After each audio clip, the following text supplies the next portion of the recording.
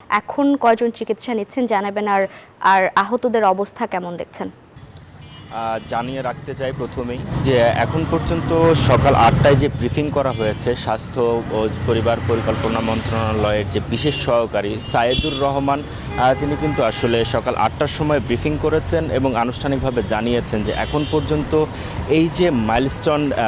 School and কলেজের যে tragedy, সেখানে কিন্তু ২৭ জনের মৃত্যু হয়েছে, এর মধ্যে ২৫ জনই কিন্তু শিশু এবং এখানে সহ রাজধানীর বিভিন্ন হাসপাতাল মিলিয়ে টোটাল ৭৮ জন এখন ভর্তি আছেন, যাদের অধিকাংশের অবস্থায় কিন্তু আশঙ্কাজনক বলে জানিয়েছেন। আর এই জাতীয় বার্ন ইনস্টিটিউটে ভর্তি আছেন ৪২ জন, এর মধ্যে ৩৮ জনের অবস্থা কিন্তু আশঙ্কাজনক এবং গুরুতর আশঙ্কাজনক অবস্থায় আছেন ১৫ থেকে ১৭ জনের মতো। তো চিকিৎসক যেটা আমাদেরকে জানিয়েছেন যে আসলে এইখানে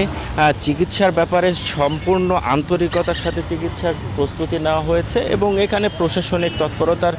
যে বিষয়টা, সেটা কিন্তু আসলে কাউকে ভেতরে প্রবেশ করতে দেওয়া হচ্ছে না এবং সেনাবাহিনী, র্যাব, পুলিশ তাদের প্রোটোকলের মধ্যে কিন্তু যে জরুরি বিভাগ অর্থাৎ জরুরি এন্ট্রি যে দিক দিয়ে হবে সেদিক দিয়ে আসলে তারা কিন্তু নিরাপত্তা দিয়ে রেখেছেন। পাশাপাশি আরেকটা বিষয় আমি জানাতে চাই, গত রাত থেকে সকাল পর্যন্ত কিন্তু ৮টি অ্যাম্বুলেন্স বিভিন্ন রাজধানীর বিভিন্ন জায়গা থেকে এই ঘটনায় আহত শিশুদেরকে বা আহতদেরকে আসলে এই হাসপাতালে নিয়ে এসেছেন এবং ভর্তি করা হয়েছে এবং তাদের চিকিৎসা চলমান রয়েছে। তবে আশঙ্কা করা হচ্ছে যে আসলে মৃত্যুর সংখ্যা বাড়তে পারে,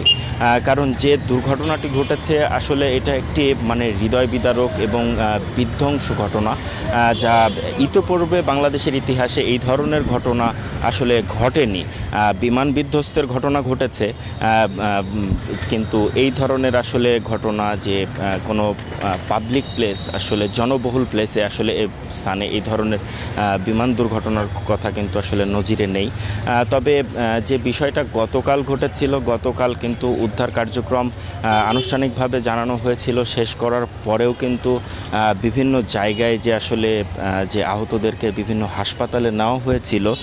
সেই হাসপাতাল থেকে কিন্তু তাদেরকে বেশ যত্ন সহকারে